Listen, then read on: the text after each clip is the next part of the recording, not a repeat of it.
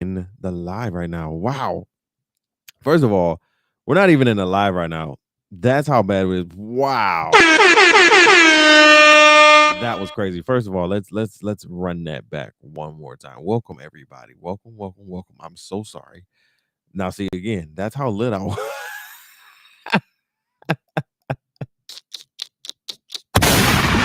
That's exactly how lit I was. But welcome everybody, those who are watching us on YouTube, because we are live on YouTube right now. Those of you who are watching on YouTube right now, thank you so much for tuning in. We love you. We appreciate you. And welcome to another edition, another installment, another episode of the Grinded Out Show with your boy Tyler Podcast. We are here for another one. And I won't waste no more of your time, man. We have a good amount of things to discuss today on the docket. Because there's a lot that's happening within the basketball world, within the basketball community. So be sure to follow us on Instagram and on Facebook at the Grinded Out Show. And for you to watch all of our content and listen, please listen to us wherever you listen to podcasts, and you can watch us on the THC Media Network on YouTube. All right, listen. So let's get into the story at hand. Right, again, yesterday, we had some technical difficulties, so we were starting off with the story of DeAndre Ayton. Right, let me get my caption up really quick. And DeAndre Ayton is now probably about to be a Pacer.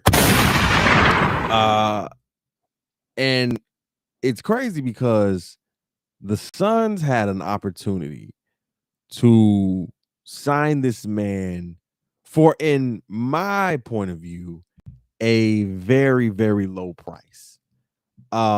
Because if you look at the league, what we continuously, or what we have consistently seen over the last couple weeks, is that star to superstar players, such as I'm sorry, not Kevin Durant, Cat, Zach LaVine, um, Jokic, all of these players are getting 200 plus $1 million contracts, right? $200 million plus contracts. And I'm like, whoa, we did the math last, a couple weeks ago. And so to know that the Pacers came with a 4-year, $133 million max contract for him. And of course, Phoenix matched it. Of course, right? Of course, you're going to match it, Phoenix, right? You're going to do it. You're going to max it. I'm sorry, not max it. You're going to match it, right? Because now you don't want to lose him for nothing, right? Now you don't want to lose him because he's an asset. Well, what did you think when the offseason was happening and when you got bounced out the playoffs? Did you not think about that? See, I think my problem here with this is DeAndre Ayton, or a team in the Pacers look at DeAndre Ayton as a valuable and viable asset to their team, willing enough to give him that money because he's really earned it. He's really earned it. We said it. We continuously have said it on the show. He's one of the truest big men in the league right now. You understand what I'm saying? Like, for real. He's one of the truest big men in the league. He has a floater. He can shoot from 15, 18, 20 feet. He can spread the floor a little. He can defend.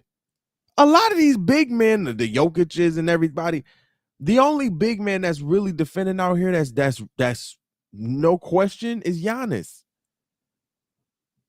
So the next man who's defending at maybe an inkling of that level is your man's right here it's on the screen. In DeAndre Ayton.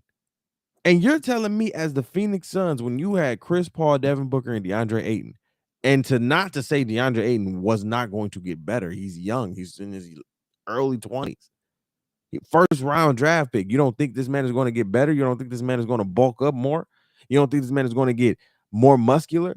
His game is not going to evolve? What is wrong with y'all? I will continuously say this. It's players like DeAndre Ayton who are silent kill. Like, he's taking on the kind of Tim Duncan aspect role, and I'm loving it.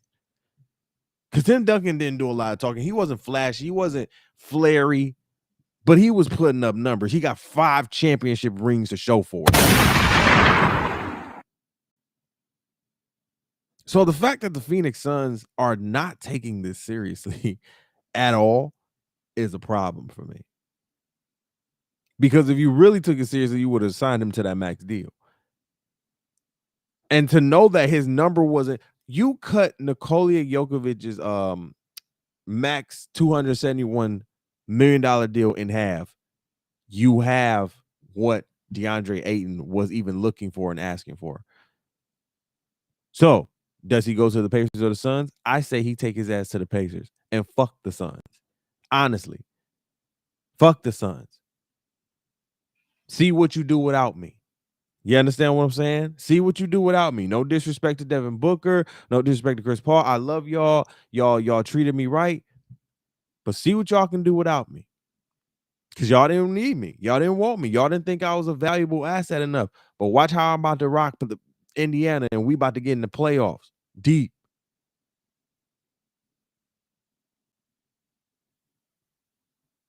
It's like, what?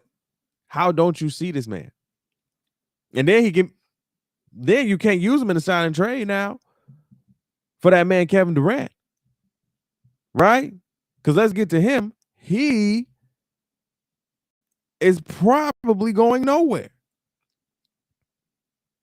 Kevin Durant is probably going nowhere. And I was probably one of the main ones who was excited about maybe Kevin Durant going somewhere, right? But he's probably going nowhere.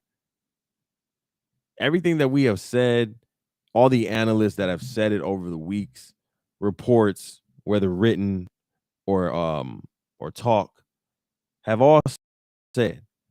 And I said it, like, I'm glad I wasn't looked at as crazy when I said it, because even when I said it, I probably was like, man, maybe I don't know what the fuck I'm talking about.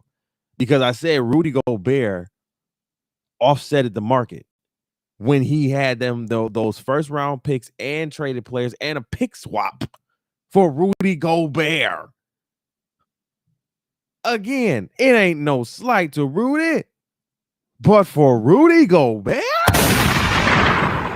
yeah, like, we're all looking at you like the fuck is going on?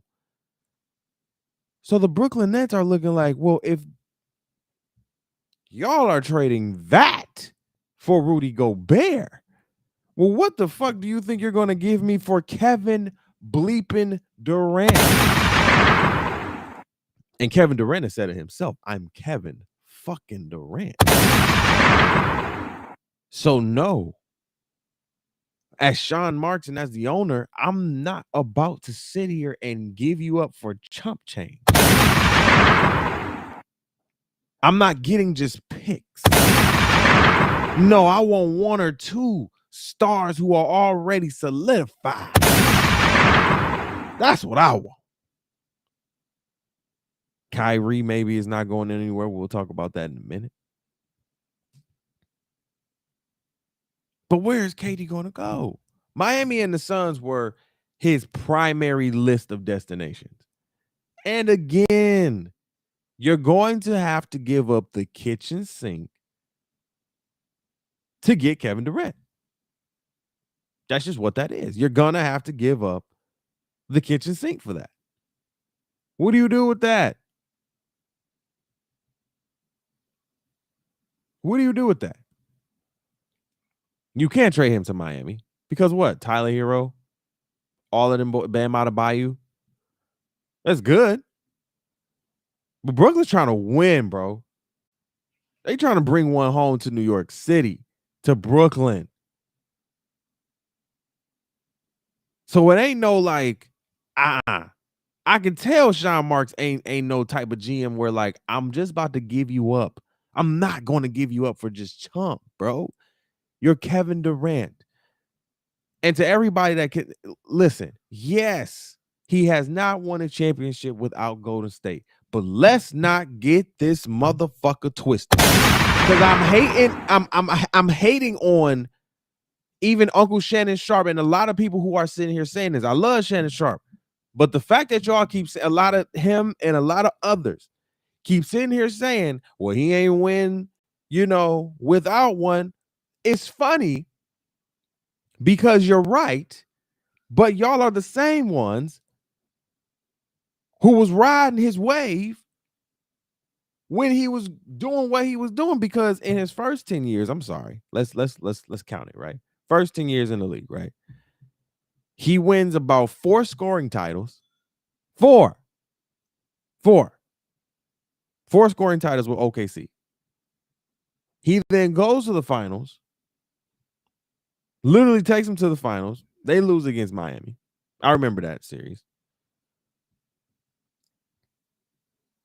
And he was a playoff and an MVP, right? All at OKC. The only thing that he did not do was bring them a title. Excuse me. But he took them to the championship with Russell Westbrook, of course, and James Harden. And then, he won his 2 with Golden State, and now he's here in Brooklyn. Let's not act like this man is not that dude. Just because he ain't won a championship by himself, he's definitely taken his team, with a small market, a smaller market than Brooklyn, to championship. See, we don't have this type of talk when it's LeBron. Oh, he went to 10 finals. He took a championship and he won one. Fine, okay. That's cool. But I'm sorry, Kevin Durant then was up against a Miami team that was hot. Am I not correct? Wade, Bosh, LeBron at his prime. There wasn't. Kevin Durant was still a baby. People were still calling Kevin Durant a baby. I remember that. So stop with the bullshit. Stop with the bullshit. Y'all were calling Kevin Durant a baby at that time. In basketball words and in basketball, y'all were still calling him Baby Thunder. Baby Thunder. Come on, bro. Stop it. Y'all can't make the argument that he has never gotten a when he literally has only been in the league for the first 10 years of his career. He was Baby Thunder. He was Baby Durant. Well, Baby Durant was out here giving niggas buckets every fucking day.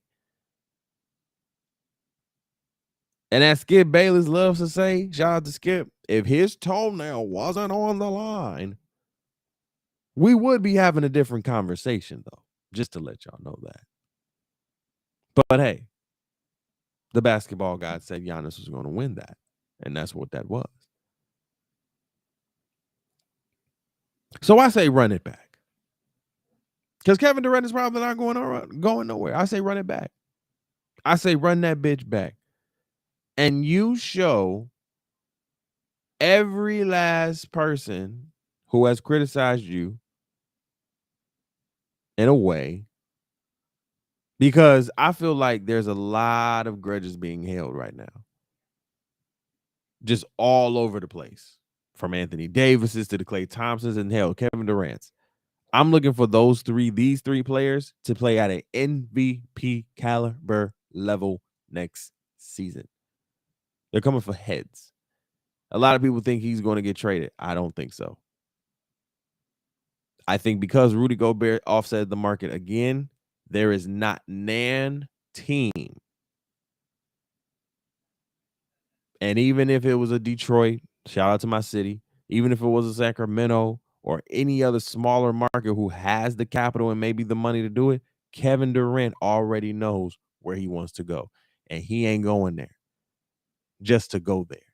Now, come on to Detroit. We'll love you, bro. We'll love on you for real. We'll love you. And we got a few assets that'll work. We some worker bees. You feel me? You bring us up. You listen. You take us deep into the playoffs. I kid you. We'll probably put a statue up of you, bro. For real. Because we that work. We work hard. You feel what I'm saying? So come on to Detroit. We'll give you some love. You feel me? But and we got some young stars around that can be around you. You know what I'm saying? But yeah, I don't think he's leaving. And so yeah, that's it for that. Let's go to his buddy Kyrie. It's Kyrie Irving leaving. What does that look like? Reports and talks and rumors and yip yap has been all about Kyrie going to the Lakers, and that the only team that wants him is the Lakers. And we talked about how he was probably a little flabbergasted that the market doesn't want him, in a sense where teams don't want to be around him. Teams really don't want him in the facility. They don't want him around anything. And it's like, you can't be mad at that, bro. You showed your ass these last 5 years. Because I'm gonna count your shit in Boston, right? You haven't been consistent since you were LeBron, or since you were with LeBron, bro. Let's keep that a bean. How does all your teams, Brooklyn and Boston, play way better without you? Come on, bro. Like, you're a dope ass player. I just seen the And One mixtape documentary, which was mad dope. Y'all need to go check that out on 30 for 30 on ESPN. But bro, come on. You're the one, bro, that orchestrated this whole thing with you and Kevin Durant. You thought you were the guy.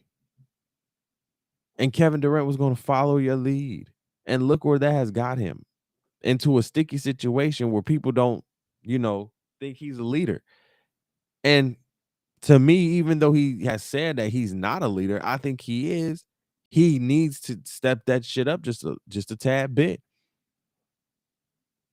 Because what the narrative is going to be is Kevin Durant is going to probably be the best, maybe not even role player, but just best superstar talent who never led a team. Now, no disrespect, because of this man on the screen.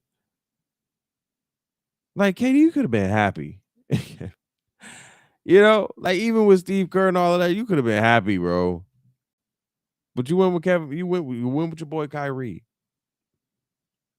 And now Kyrie's saying that he wants to stay in with the Nets.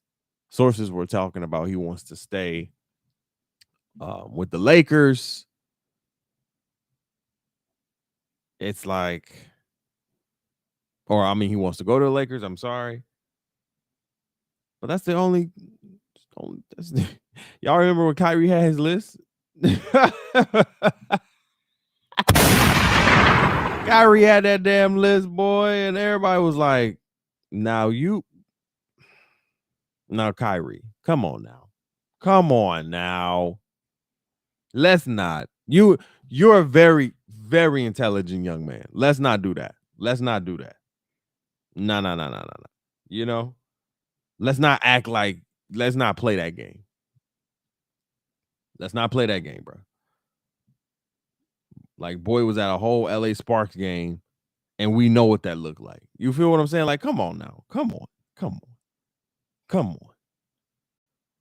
So does he go to the Lakers? I don't think the Lakers want him. I think LeBron wants him, of course, to get rid of Russ. Because that's not a good fit, right? And yeah, I think Kevin Durant is fed up with him. And I would be too. Honestly, for real, y'all, I would be too. I have stuck by you for 3 years. 2 years, maybe. 2.5, 3, whatever. With this bullshit. And you haven't produced shit for me. You haven't done shit for me, bro. So why am I here? Kyrie, go to the Lakers. You feel me? Go to the Lakers. Do what you need to do. I think maybe the only person you can play with is LeBron. Right. Like, for real, I think the only person you can play with is probably LeBron.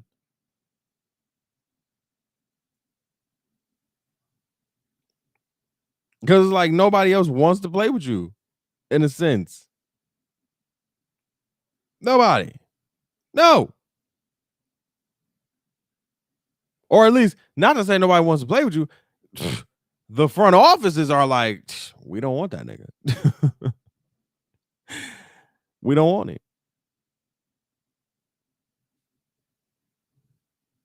There's always a level of, I think what we always miss is the level of professionalism. As much shit as I talk, there's always a level of professionalism. If I come into a meeting or anything, there's always a level of professionalism I'll have. I'm gonna be 10 to 15 minutes early. You know what I'm saying? When you're early, you're on time. When you're on time, you're late. You feel what I'm saying?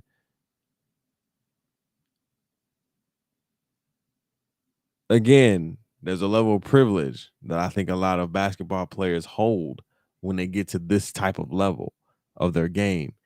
You know what I'm saying? Not just getting the notoriety, but getting the money.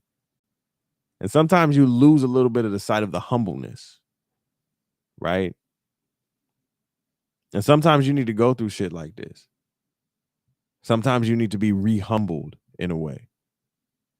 And Kyrie going through his what he's been through, I think he just needs to be a little bit re-humbled, refreshed, recentered. You feel me? And just needs to get it together. And I hope him and I hope him and Katie can figure out what's going on, because I would love to go to a Brooklyn game to see them.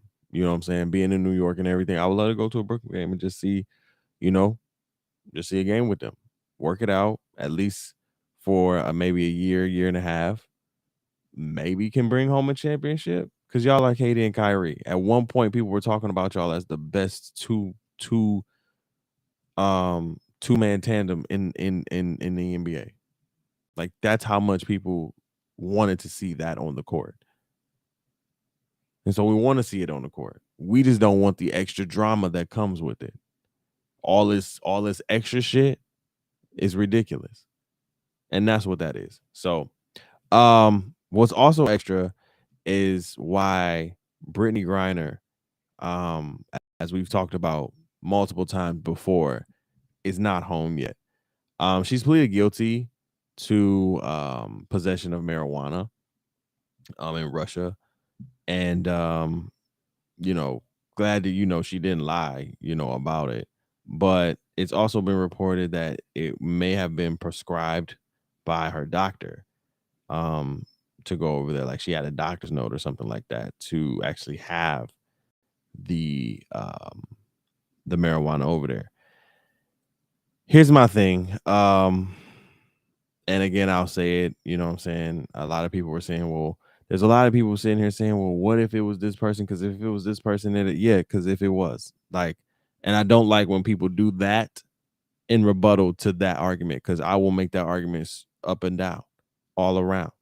If it was a certain type of individual, it wouldn't have been a question. You're coming home in a week. You understand what I'm saying? So we gotta stop that shit. You feel what I'm saying? Stop acting like if it was a certain type of individual, whether that be man, female, white, or black. Let's keep it a bean. If it was a white man, white woman who was in Britney Griner situation, they would be out in a week.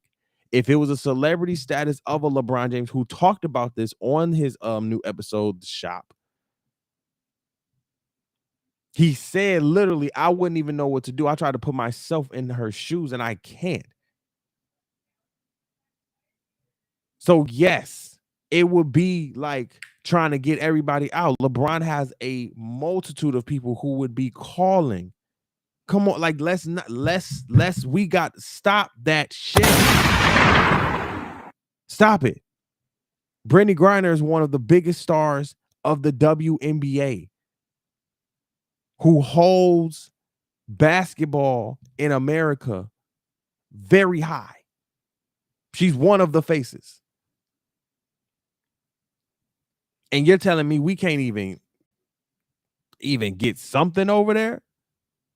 Now, granted, Britney, you should have known just a little bit better. No, right? Like, let's keep it a bean.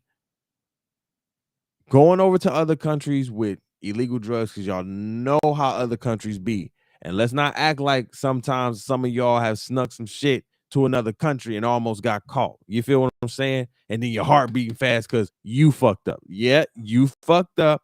There's the accountability that you have to take. But if it is, the fact is true that it is medically cleared and it was a doctor's note or something like that, get her the fuck up out of here. Why is she there? She's been there for 100 and some odd days, bro. 150 days plus. Like, why?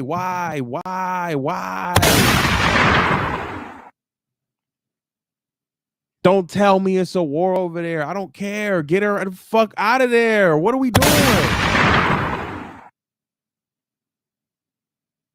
Don't tell me, oh, well, you gonna say if it's yes, because if it was a different type of individual, be out in a motherfucking matter of days, a week.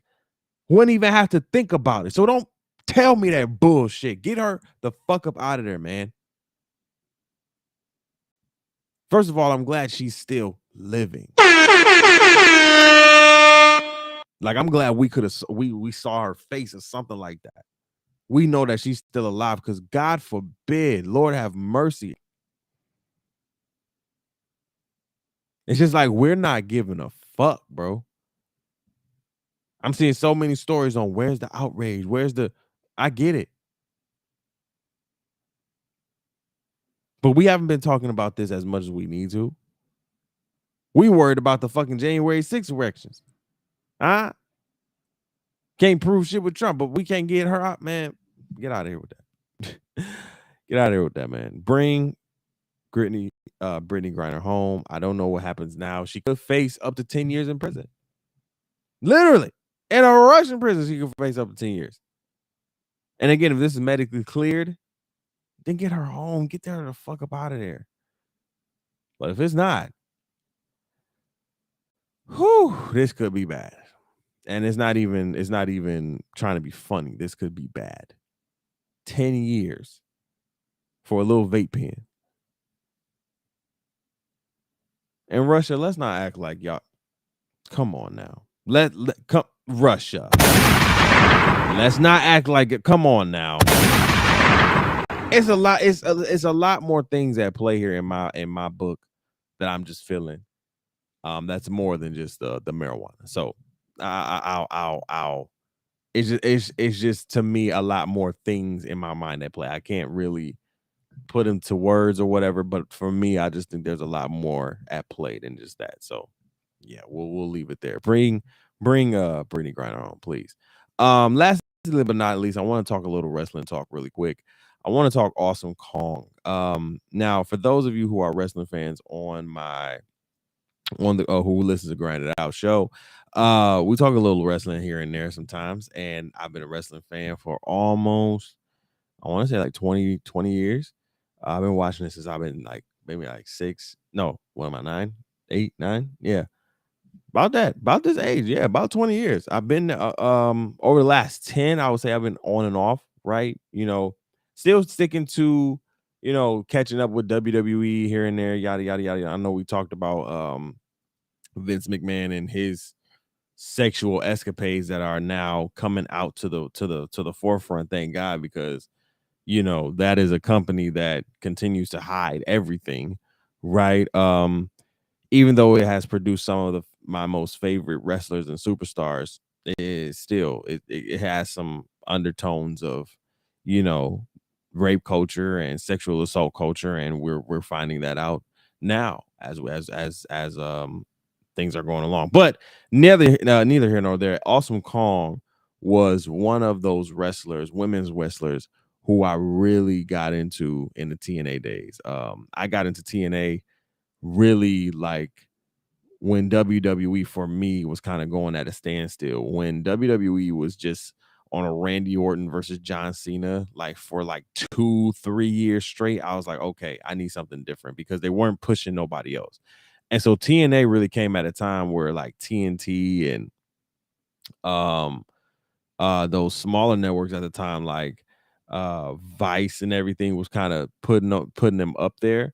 TNA wrestling was lit, bro. Like Gail Kim, the TNA Knockouts division, that women's division was so much better than the Divas division of WWE that I would literally turn off WWE and literally wait for TNA to come on on the other network the next time.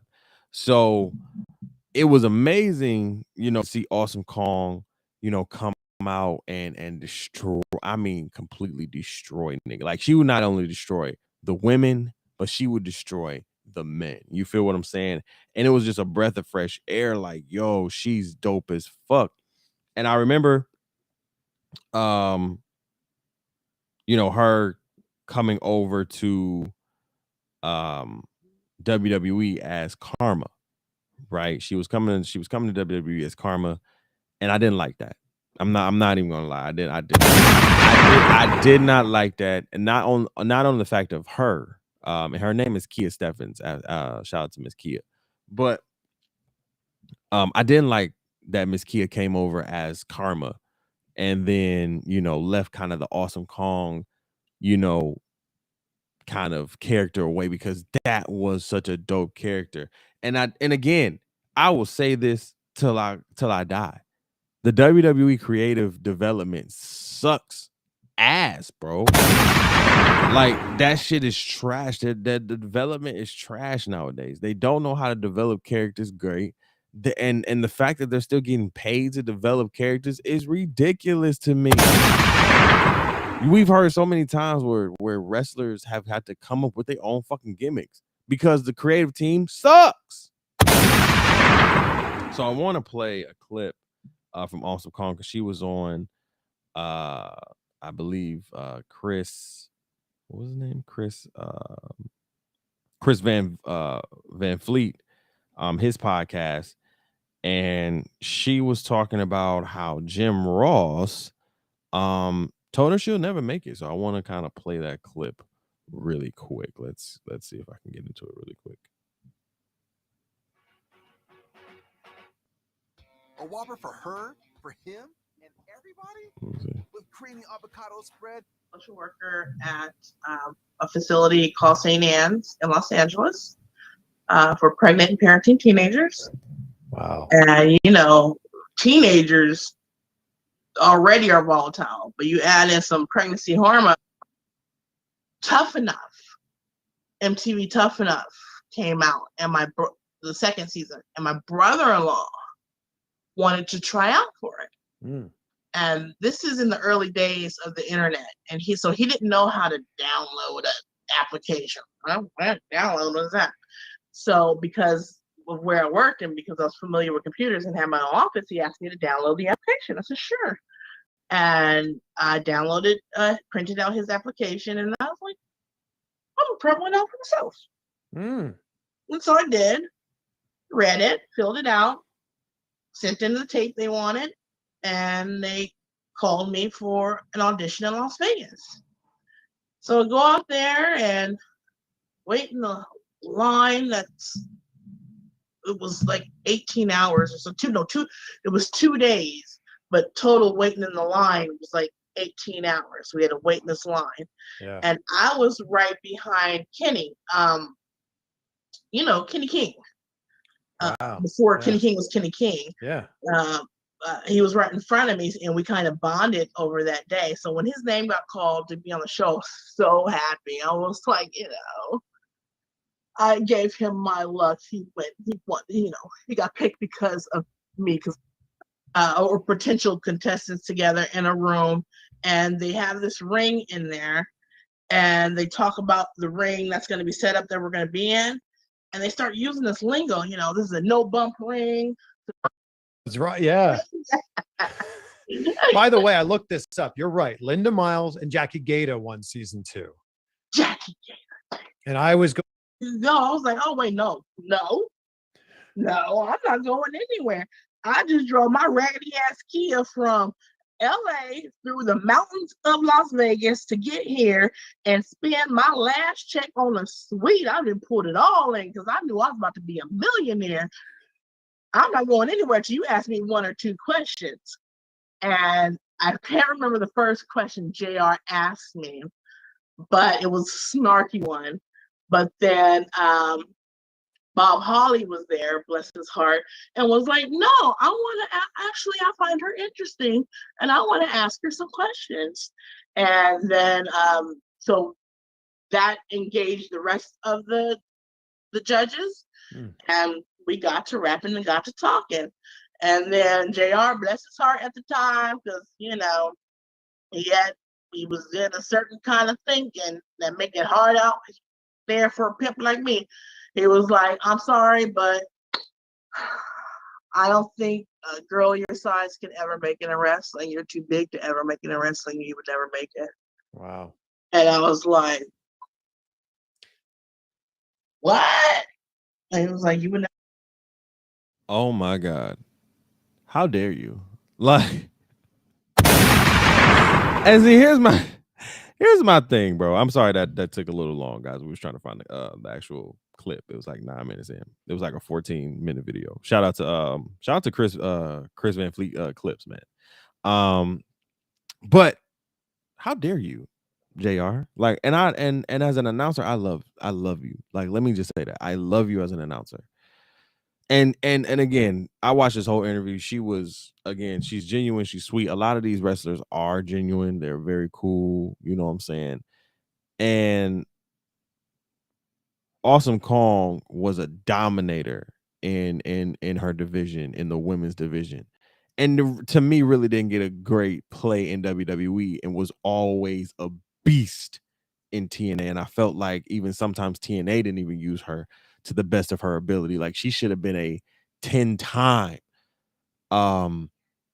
women's champion, knockouts champion, you know what I'm saying? Wherever she went, wherever promotion she was, she should have been a champion of the women's division. She was that damn good. And for me, as somebody who was a big boy, because I was a big boy back in the day, it is always interesting for me to hear other big people crack on other big people. Cause JR don't miss a goddamn meal. Let's keep that in mind. JR, Jim Ross don't miss a meal. Okay? He is that countrywide with the turkey neck. We love you, JR, but don't sit here and tell no woman like you don't have the right. You don't have the right to tell somebody, let alone a woman, you are too big to make it in wrestling? Well, did you tell the Great Khali that? Did you tell the Big Show that? Did you tell Batista that?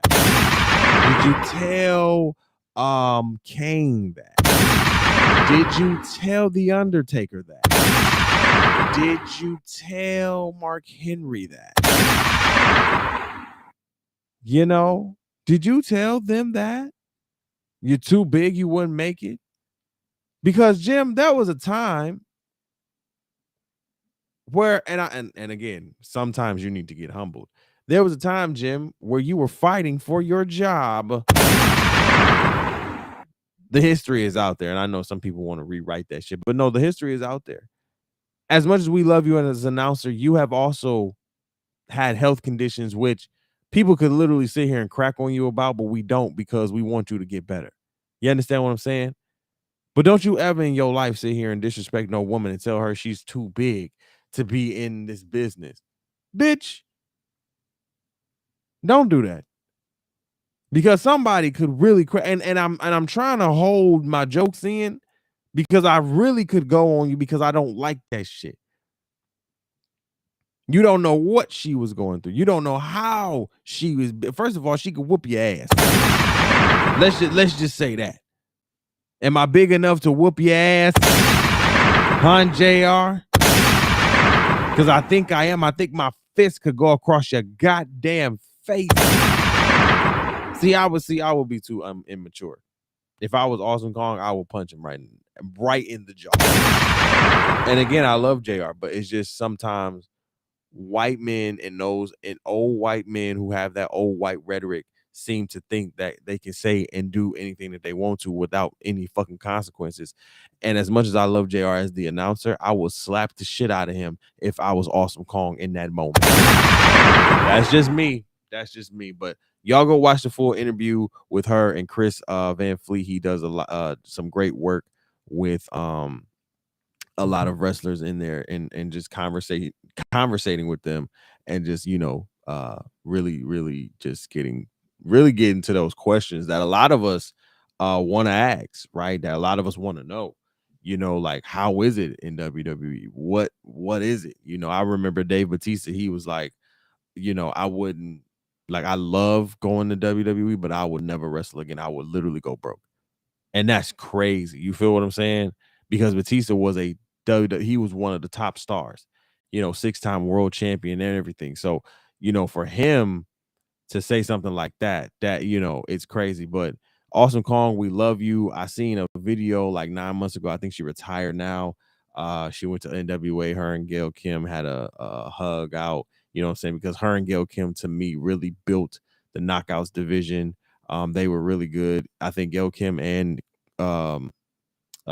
Kia Stevens, who is Awesome Kong, really, tapped into that. And they tried it over at WWE. WWE didn't know how to handle their talent, and sometimes they don't need to handle their talent. They just need to go somewhere else who knows what to do with the talent and let them just be them. And TNA was that type of platform. And I just wish TNA and hopefully they'll come to AEW and maybe kick some ass over there. You feel what I'm saying? But I think Awesome Kong's retired now. So we love you, Awesome Kong. Continue to be dope in what you do. All right. Listen, y'all, we are out of here. Oh, let me go back. Here we go. There we go. Well, we are out of here. I appreciate y'all. I love you guys. Be safe, be good. We'll be back with another episode next week. Again, follow us on all platforms, wherever you listen to podcasts and wherever you listen to audio. All right. You can also watch this on our YouTube page. We appreciate you. We love you and we thank you. We will see you back next week. Wow, that was a lot. My hand literally slipped. I'm so sorry, guys. This has been another one. And now we out of here. All right, peace, love.